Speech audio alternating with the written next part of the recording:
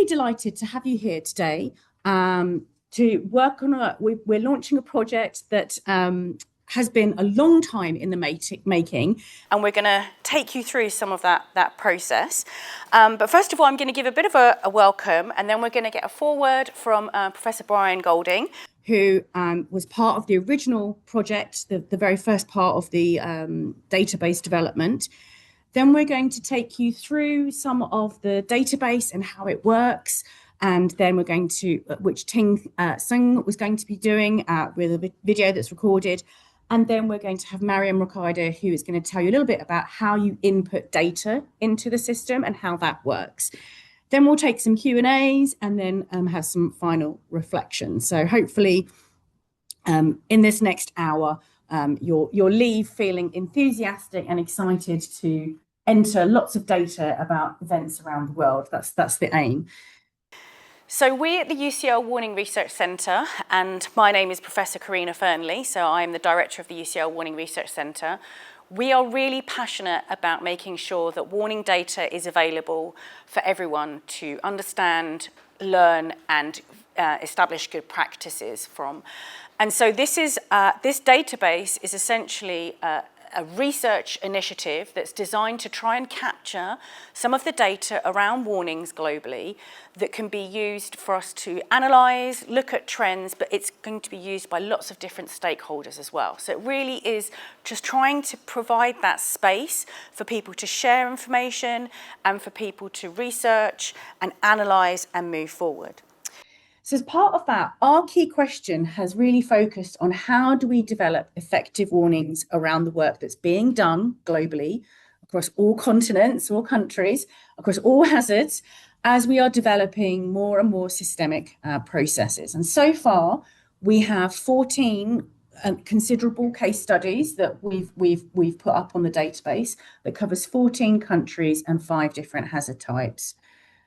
What we're looking to do is draw out some of the learnings from these events and use that to help enhance and support some of the initiatives that are going on right now in terms of generating effective early warnings for all. And our focus is to really help with the academic research-led focus around this project in terms of the data being collected and working with lots of different stakeholders and different countries and at different levels and scales of warning systems.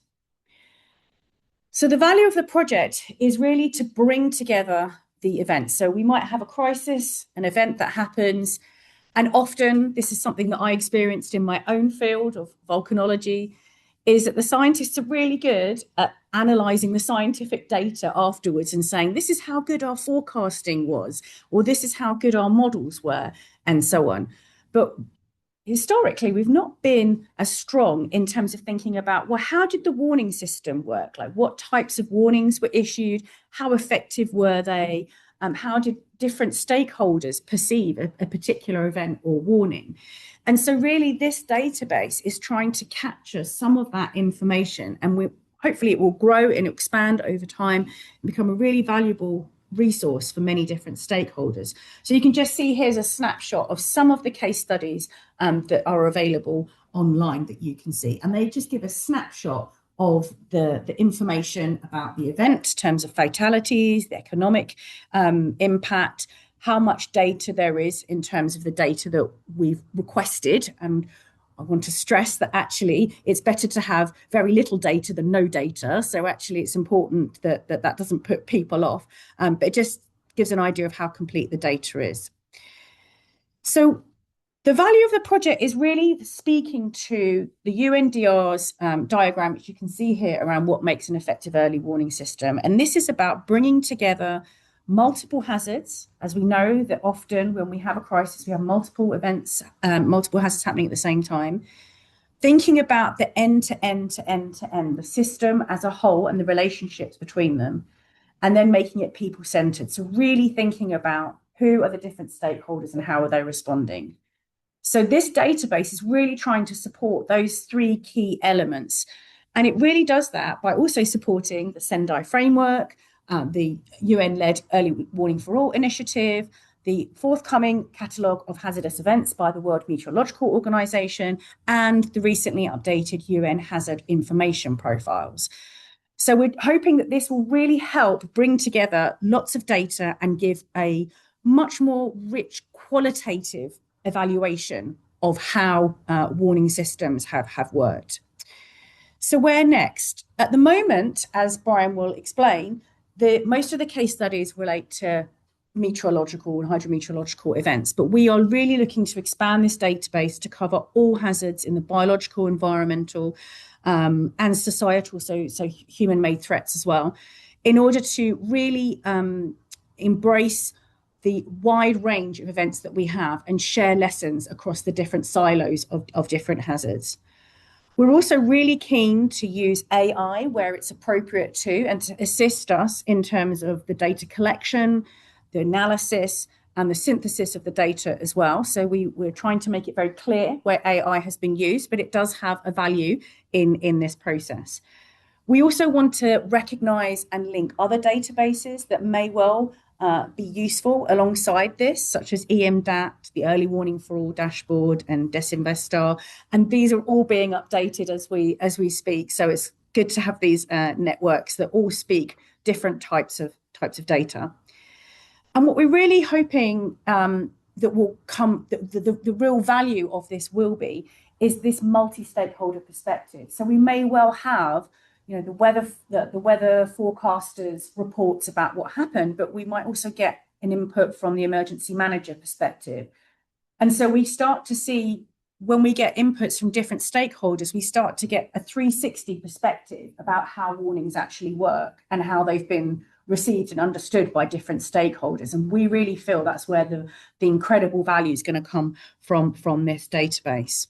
So we're really hopeful that this work will ultimately enrich the scientific and social knowledge around warning systems to help make them more effective and more successful.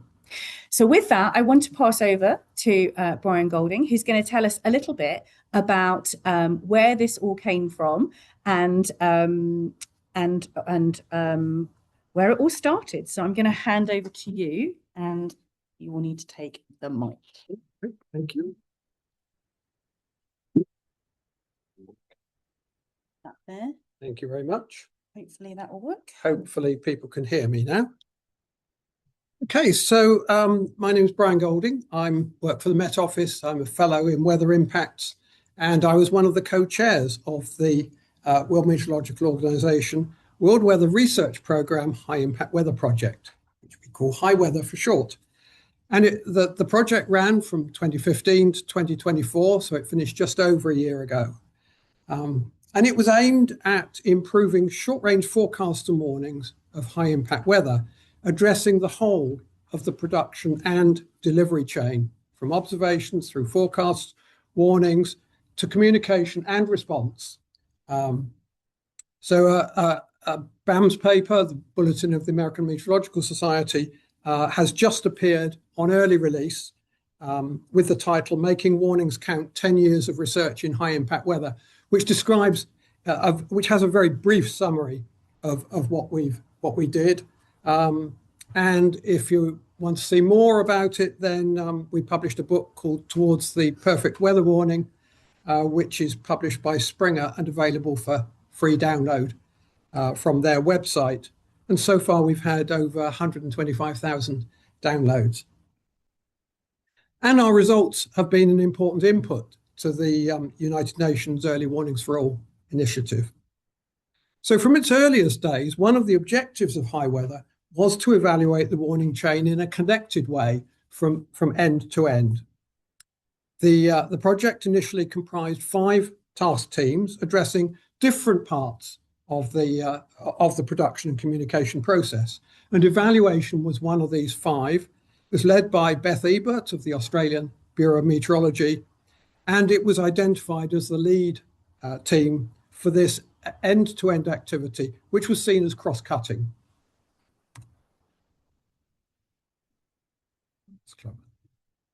Thank you. At the same time, though, the World Weather Research Programme's Social and Economic Research Applications Working Group They wanted to study the application of value chains to weather forecasting and warning with a special reference to the communication end of the process. And so we brought the two together. So getting that to happen and getting the startup funding from WMO to get it going was a huge achievement. And that was largely down to Beth Ebert. She did a fantastic job there. And that funding enabled David Hoffman to come on board. And he worked closely with Beth. His contribution was invaluable. He did all the formulation and the designing of the initial questionnaires and setting up of our interim database, which sits on the Bureau system. Having succeeded in that initial work and demonstrated that it was useful, we then needed to establish an operationally supported successor. And we had a few false starts. We had a few people who said, well, maybe we could do it, and then said, well, maybe we can't. And we are hugely grateful to Karina and UCL's Warnings Research Centre for taking up the challenge and delivering such an impressive database. So why is this database important from the point of view of the High Weather Project? Well, when weather-related disasters occur, post-event reports are usually prepared, but very rarely do they cover the whole value chain. Typically, they either deal with the accuracy of the forecast from perhaps the National Meteorological Centre point of view, or they deal with the adequacy of the emergency response and how responders responded. And there may be some comment about the inadequacy of the forecast they received, and that will be it. Yet, it's important that these two talk to each other. Responders need to understand the source and the characteristics of the information they're receiving, and the forecasters need to know what aspects of what they produce are the really important ones to users in terms of responding. And if there's no connection between the two, then we need to make one. So this database isn't just a repository of interesting cases that can be referred to. Rather, I see it as the raw material for future research into the common features that make some warnings less effective in reducing losses than they should be. So I encourage everyone, particularly those on this call, who are involved with producing or using warnings, firstly, to feed the database, feed it with that raw material, but secondly, to use it to make warnings more effective, reaching out towards the perfect weather warning, which we set out in our book. So thank you, and over to you, Karina. Thank you. It's wonderful. Thank you very much indeed. So we are very indebted to the work that was started by the World Meteorological Organization, which is where we started from. So you can see this is a graphic from the High Weather Project, of which much of the foundation of this work was done. And the warning value chain is still part of the sort of fundamental structure of how the database is built up to try and give that very comprehensive perspective of the different parts of the warning system and the connections and relationships between them.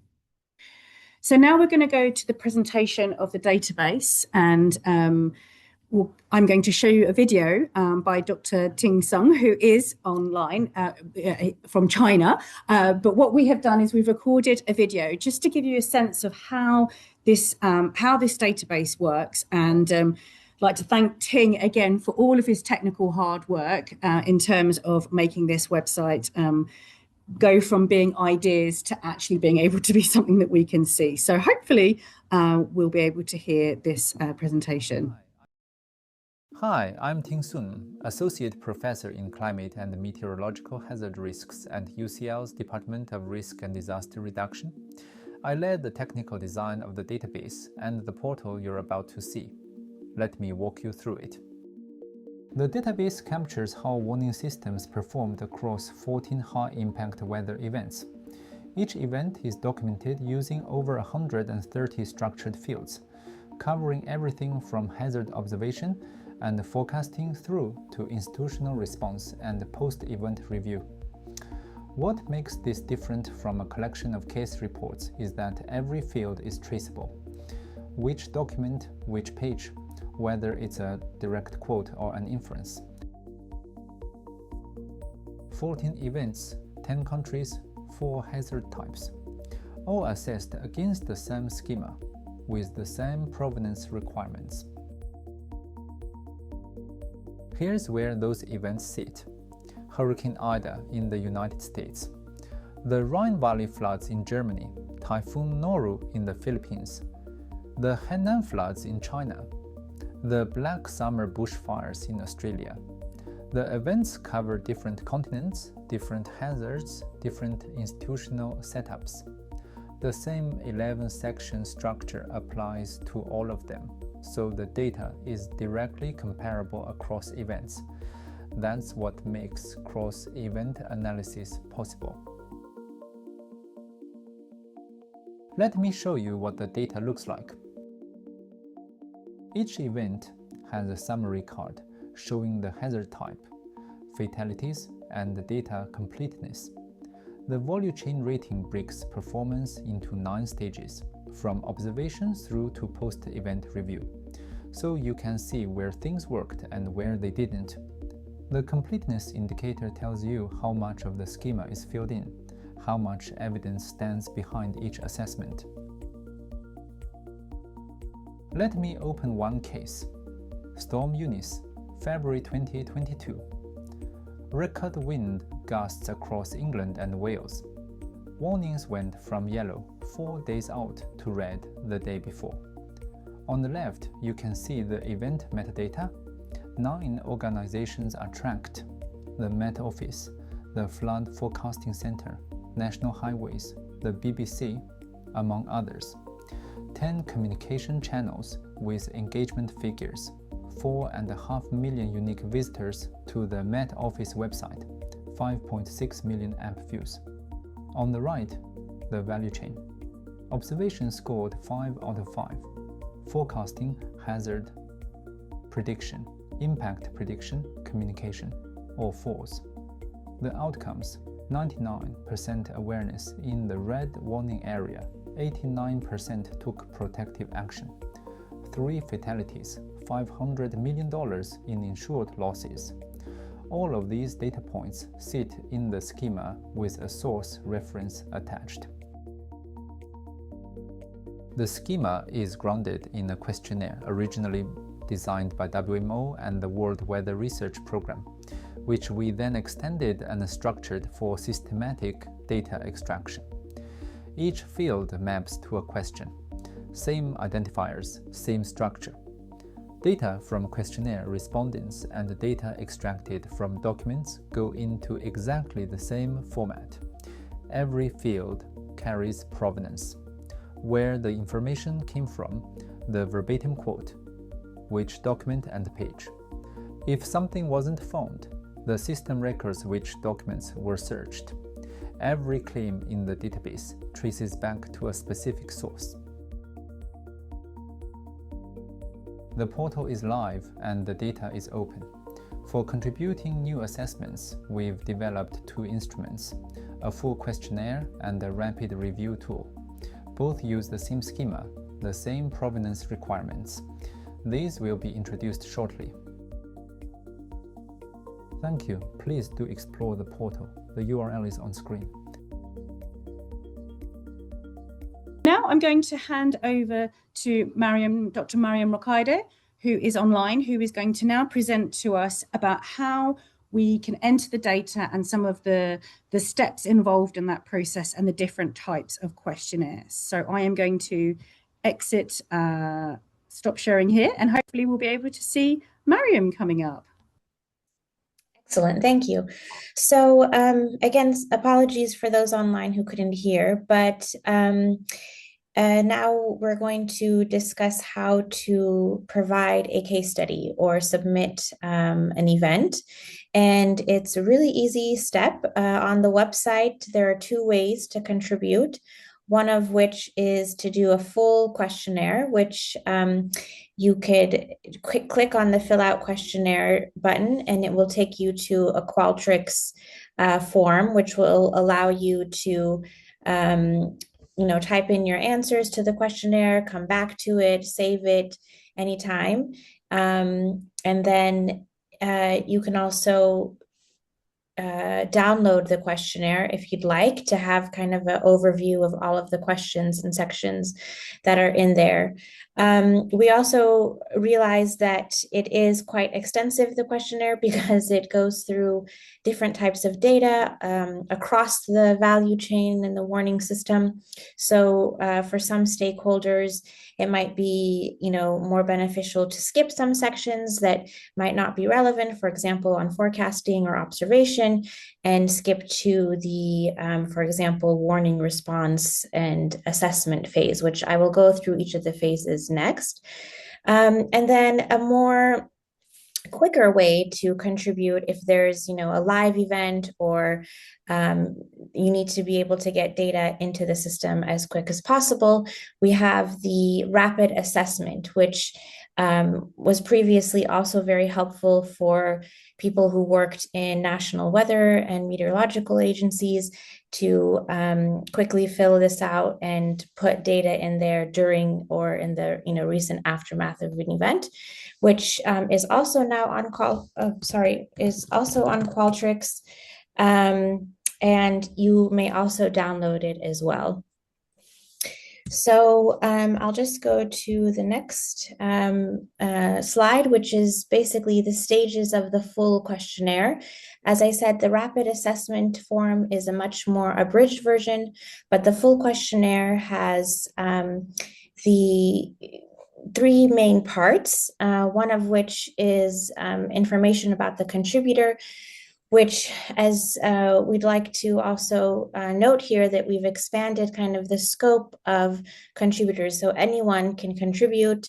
This is a crowdsourcing kind of practice and service. So as a researcher, or as an affected resident from an event, or as an NGO, a search and rescue, emergency management, government employee, anyone can submit an event, and there would be different versions for the same event, but all showcasing the diverse perspectives and assessment of the warning system for an event. So after the brief information about the contributor and their experience or expertise, it goes on to ask about an overview of the event. And then you get into kind of the main details of the event across the entire value chain warning system. So, it asks questions regarding the observations and forecasts and where this information comes from. So you do have an opportunity to put your sources and your data in there, as well as information about the hazard, the models, the analysis that was used to predict the hazard. And then we've also added information about risks, exposure, and impacts, both the predicted impacts, but also the observed societal, economic, health, and environmental impacts after the event. And then information about the warning, how was it communicated and disseminated to the public, as well as any response and mitigations actions that were then implemented. I think something key that Brian noted as well that makes the database quite unique is that we've also focused on decision-making, collaboration, and information between all of the different actors involved in the entire value chain. And so there are questions that ask specifically about these key points. And then the last part is the analysis and assessment of the warning system, as well as a subjective assessment where you could rate different aspects of the warning system, what worked well, what were strengths, what were some challenges and limitations, and what were the lessons learned. As I said before, I think, and Karina and others here, that the value of the database is it's a one-stop shop for all the different warning types and communication channels and dissemination methods that were used within a country or within a setting. So as you see here on the left, there's a list of all the different types of communication channels. And so for a particular country and case, you can see what warnings actually were issued and what were not, for example. It also is unique in that it maps data on all of the actors involved in the entire value chain. Sometimes, of course, we know that certain agencies are involved in institutions, but then there are at times hidden actors that are very crucial to warning communication and dissemination, like traditional leaders or church leaders or community groups that sometimes are left out of official processes. So we make sure to map that data, that all of the actors that are involved are included, and we know who was involved in the entire warning chain. It also gathers data on decision-making processes at different scales, asking questions about how was a decision made to issue a warning, who helped design the warning, and at what scale. Was it at the city or municipal level, or the regional or national level? And then, of course, it also asks, which is something very important, the evaluation of the warning in terms of how was the warning received. And this is important, as I said, because it gathers different perspectives from various stakeholders. For some people, the warning might have been very helpful, but more vulnerable populations, perhaps elderly or those who do not have access to the internet or certain communication channels, might have not received the warning on their mobile phones, for example, in a cell broadcast system. So it gathers data on that. And as I mentioned, also it gathers diversity and vulnerability information and dynamics as well.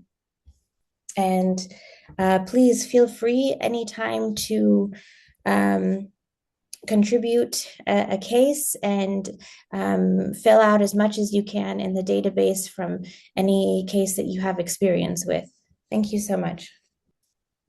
Thank you, Mariam. That's wonderful. So now we're going to go to the Q&A.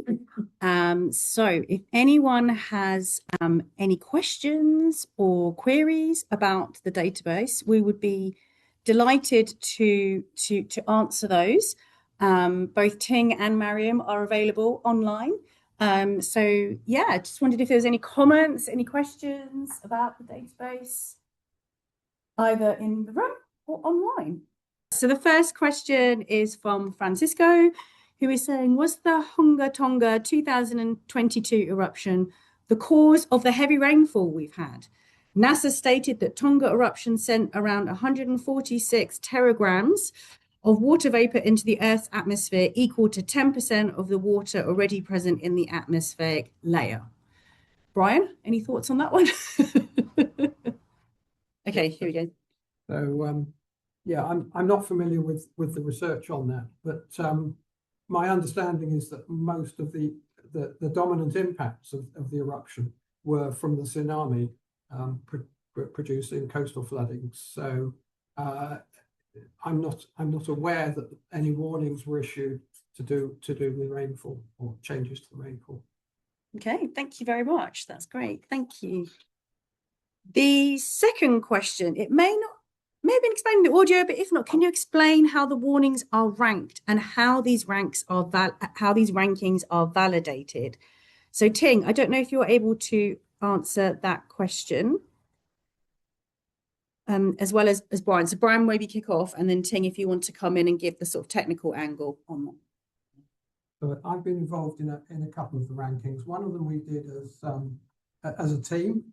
And a couple we've done individually. Essentially, the key question is the outcome in terms of avoided losses.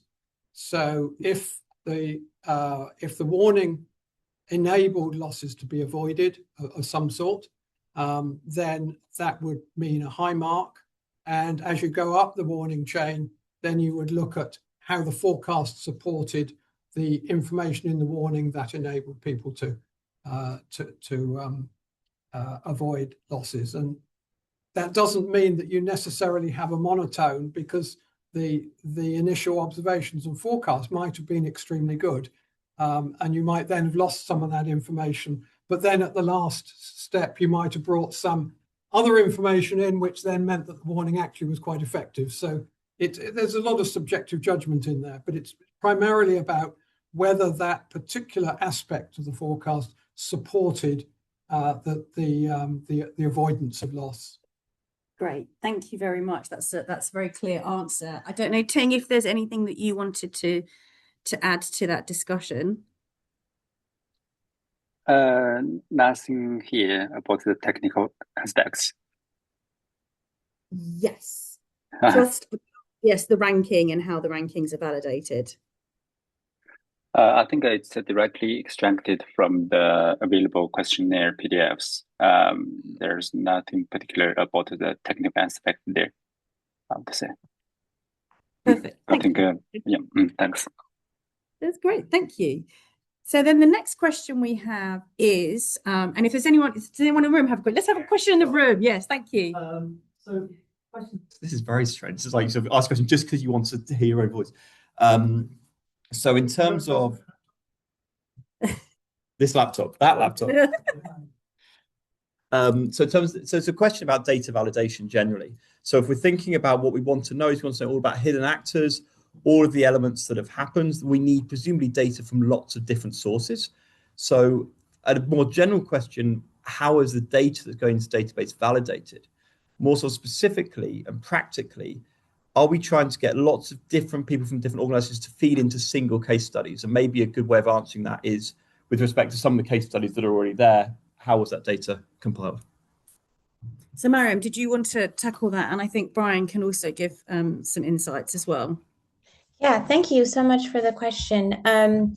So yeah, this has been tricky because if you have many different stakeholders, we specifically use the word validation rather than verification, because it's not about necessarily, especially when it comes to the subjective assessments or, what were the challenges or gaps. We don't necessarily, we want to get everyone's perspectives on that. And of course, that may vary from agency to stakeholder and to actor. So the validation process is about reviewing the facts and making sure that the facts are referenced with sources. So people should, as I mentioned in the questionnaire, put where they're receiving the information from. But in terms of the kind of the subjective assessment and the ratings and how well the warning was received or communicated, or how uncertainty was communicated, for example, these are quite qualitative, subjective assessments, and we will make sure that we display kind of all of this, but also ensure that the stakeholder group is also known. And in terms of your first question, yes, someone else asked this online. It's really important to get everyone's perspective. So it will generate a lot of data, and that requires us to kind of get the word out and make sure that everyone who would like to kind of get their perspectives heard, stakeholders are reached out to. So we would use our networks from the UCL Warning Research Center, and of course, with the help of the WMO and all of our partners. We have different partners like REAP and International Red Cross and so on that we would like, and GNDR, for example, that we would love to get to contribute to the database, their insights. I hope that answers your question. Thank you. Brian, did you want to add anything?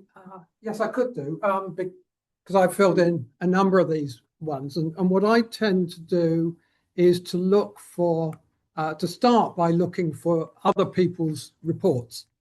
So actually, Wikipedia is a really good place to start if it's a big one, because Wikipedia does give references for everything. So although I wouldn't believe everything I see in Wikipedia, I can follow up those references and I can make a judgment on whether that's a source that I can trust. When you get at the forecasting end, you've often got, ECMWF has a standard database of what do they call them? High impact events or something, where they look at how their model performed. And that's quite a good place to start. If the local Met Service has done a review, which they often have, then you can refer to that. Or if it's our own Met Service, we actually have 3 or 4 internal reports per major event, which I can go to, and I can extract the key features from. It's slightly more difficult when you get down to the response end. If it was a disaster, then there may well be a public or a government report produced on that end of the process. And then there's the media, and you can quote the media. Nothing wrong with that, provided it looks as though it's genuine. The trouble with the media is that they will have an angle, which is usually that the people weren't warned, and they will find somebody who will support that. So you have to be a little bit careful in how you interpret that, but you can still give the links. And if that message is supported, then you can give that information. There was a case, the Cyclone Saroja case.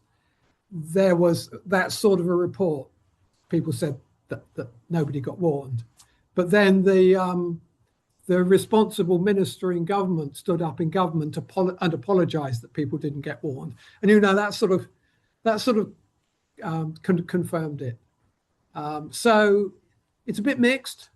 You do the best you can, really, and then you have to make a judgment as to, if it was a really big disaster, then were any of the shortcomings that you identified in the sources, coming from the sources, were they to blame or what? And you have to be subjective about that. One brief follow-up question. Yes, but you need to come and stand by the laptop. Just one part of that, which is it's a very specific question about practicalities, because you mentioned the word Wikipedia, which is what you think of it is, which is, say, for example, Storm Karina arrives next week and Brian adds something into it, and I want to add, can I add to Brian's, or do I have to create my own report? So do you see what I mean? And that might be a Marion question, I'm not sure. It's a Ting question. It's a Ting question. Ting, what's the technicalities behind different stakeholders putting in a report as part of the event? Are you there, Ting? Thanks for the great question. Hopefully the connection is okay as I'm joining you from China.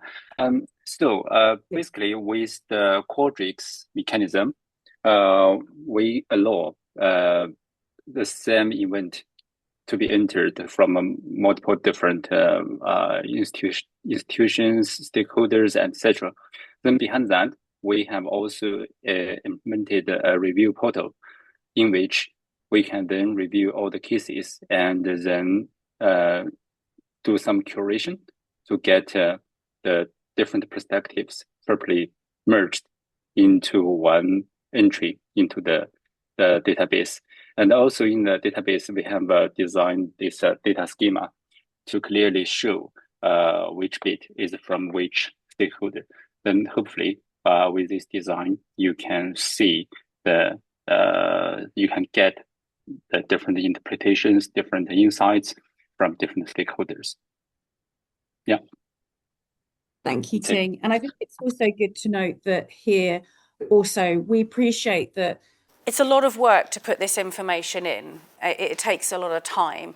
And we appreciate that a lot of people who are doing that have jobs to do and a life to live.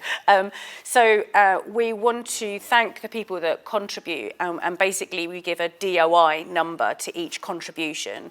And this is particularly important for many people in the world to have some kind of support to show that how their work is feeding into research.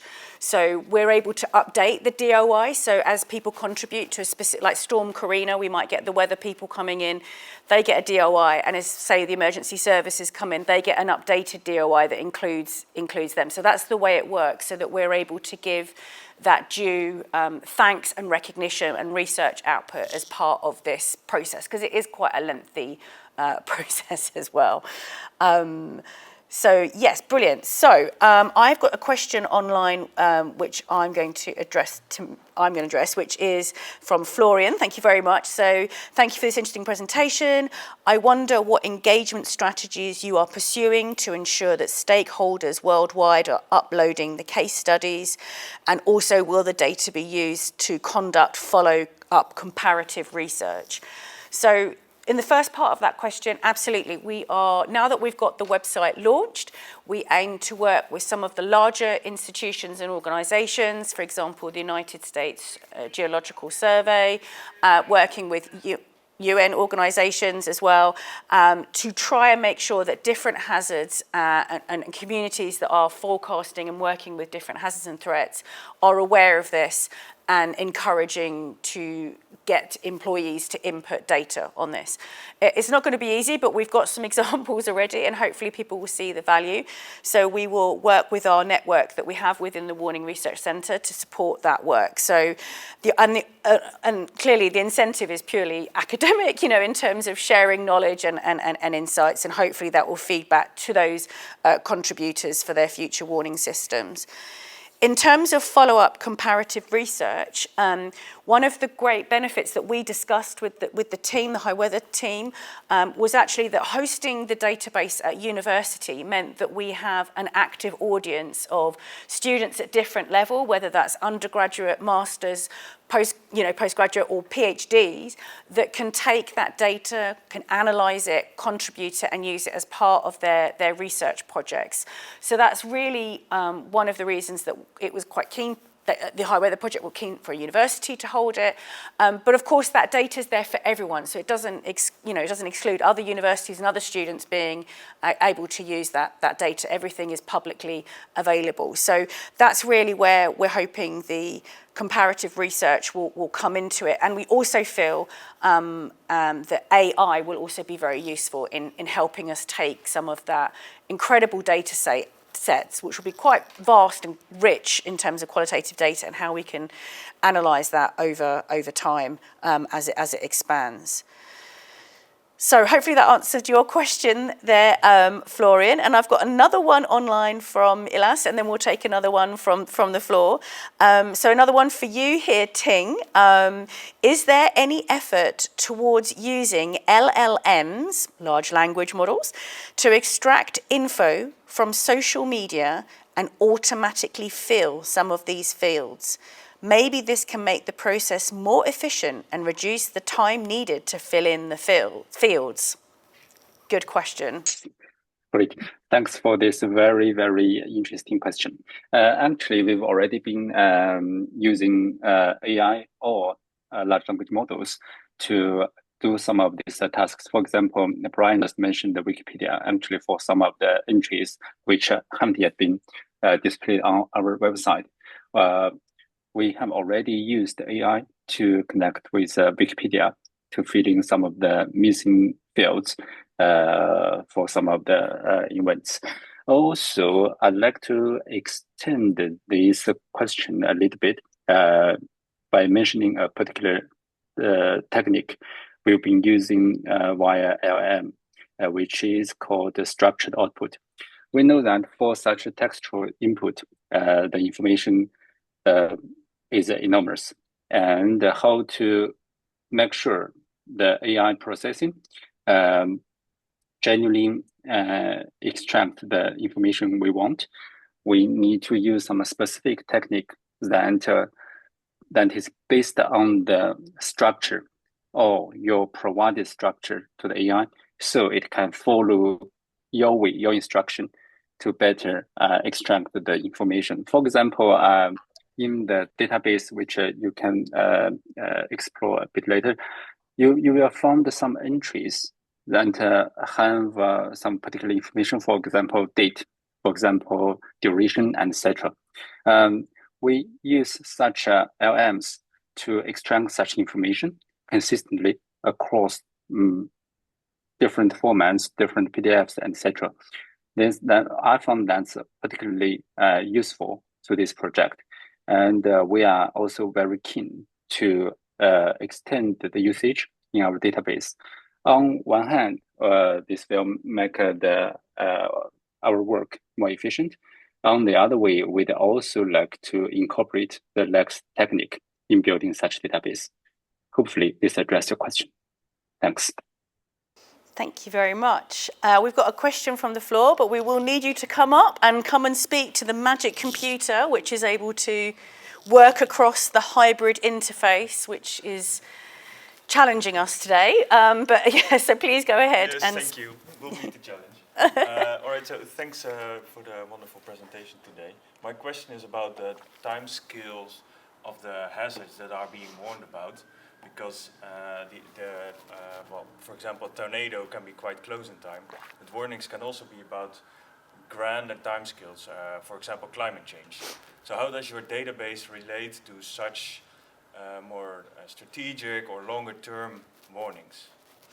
Thank you. Yeah, no, that's a great question. At the moment, the aim is to focus on hazards and threats that are more rapid onset. So that would be anything from a few seconds to a few weeks or months. I think when we start looking at things like desertification, climate change, biodiversity loss, that's much, much trickier to establish. But it is something that we would potentially like to look at in the future. So I think it's somewhere to grow to, but at the moment we will focus on those rapid onset events, partly because also they are contained events that we can attribute specific warnings to as well.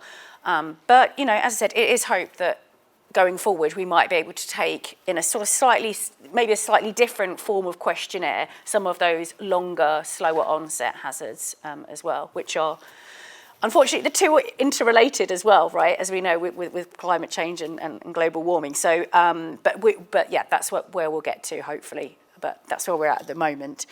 And I think to kind of follow on from that, there's a couple of questions online about will the database help aid the accessibility of warning systems for the global south? And absolutely, you know, our intention is that this will hopefully be able to attract input from global south, so we can build up more data from events that are happening all around the world, as well as being able to give insights to everyone around the world. So it really is a multi-global sort of perspective, and really want to, through the interface, give the opportunity for some of these examples to be shared in a way that perhaps they weren't shared before, particularly if people felt that they might need to write a publication and they don't have the time or even money to publish a paper. This is an output that can be done for free, for example, and they will get a DOI. So this is another way that we're trying to empower and encourage communities where perhaps publishing and accessing to sharing information and accessing and learning from is more challenging as well, because this is all open access. So we've also had a question about the database, which I'd really like to share with you, but I'm quite scared to go on the computer unless Mariam is able to come in and share her screen. But essentially the database can be accessed from online. And the data can also be shown on the. Mariam, are you there? Are you able to share your screen? Yes, I am. Hopefully The you website. see it now. Yes. So maybe if you could just take us through where the data is, and how people can access the PDFs and be able to download the original sources, just so people can get a sense of where this data is actually available.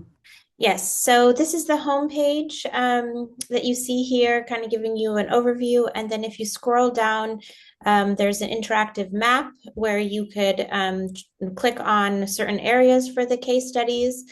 So for example, the Storm Eunice example that was provided gives you a quick overview, and then you can click for further details into the case study with all of the responses from the questionnaire filled out in kind of overview here with each of the sections.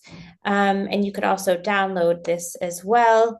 And then you could also scroll down and see the data source. So this was something that came up earlier, but it is completely, all of the responses are public, and we do have kind of a legal statement about that. So whatever that you do decide to fill out, you do so with the knowledge that it is going to be public, but we retract any identifying information like your name and your email. That will obviously be confidential. So you can have the raw original questionnaire downloaded here with the different versions from different stakeholders. And then you can also have the structured data, which Ting's video was outlining here, which is also all of the information which gets automatically populated, from the Qualtrics form and questionnaire. But the older case studies and some of the information was missing. This is where Ting was explaining that he had set up a data schema to extract some of the data with AI as well as other sources of data all into one section, which is the structured data. Thank you, Mary. Thank you very much. And I think there's just another point by Joe Robbins online, which is a really great point that goes back to one of the previous questions, is that in terms of being able to promote the database as well, we have a number of different research grants and projects, both from EU projects or other national funded projects that we feel will be able to contribute. So for example, we have been part of a project called the HUT Nexus, which is an EU grant that looks at warnings across all Europe.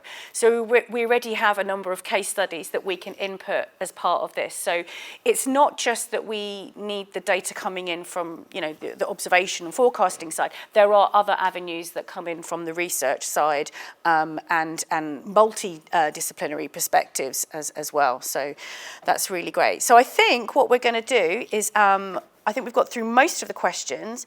So I'm just going to make sure that we finish on time. And just to say towards the end here, let's get this going, some closing remarks, which is hopefully you can enjoy exploring the website and the database. We hope this is the starting point and that it will continue to grow rapidly. So please do spread the word. But I just wanted to thank everybody who was involved in this. So the World Meteorological Organization, of course, the World Weather Research Programme and the High Weather Programme and the Bureau of Meteorology, who started this process. They did a lot of the hard groundwork in terms of pulling this together, making it happen and getting some of that initial data. And so we feel deeply honoured to be the ones to carry that torch and that work onwards for everyone else. So thank you very much to those teams. I also want to thank the UCL funding grant that we had, which was a Science and Technology Facilities Council Impact Acceleration Account grant, which funded the ability for Dr. Ting Sung and Dr. Mariam Rukaida for their work that they've done in order to make this as well. And I thank both of them very much for all of their work that they've done, because they've done the really hard work and I've just been trying to coordinate it all. So I really appreciate the whole team that have been involved in this. So for those of you online, thank you so much for sticking with us to the end. Despite the technical issues, we shall make sure that we get everything issued online as a YouTube video with all the correct recordings and everything available for everyone. So if you want to watch again or you missed a certain section, you can go back to that. For those of you here in person, we're going to have a reception outside. And if you have any feedback on the event today, please do use the QR code and give us some feedback. But thanks again for coming along to this event, and please spread the word and please contribute to the database. That would be really great. And again, thanks to everyone who helped us get to this point today, and to the tech team as well, who've also had a tough time with the situation today. So thank you very much to the tech team for working with the limitations. So thank you very much, everyone. And we look forward to seeing you at the next Morning Research Centre event. Thank you.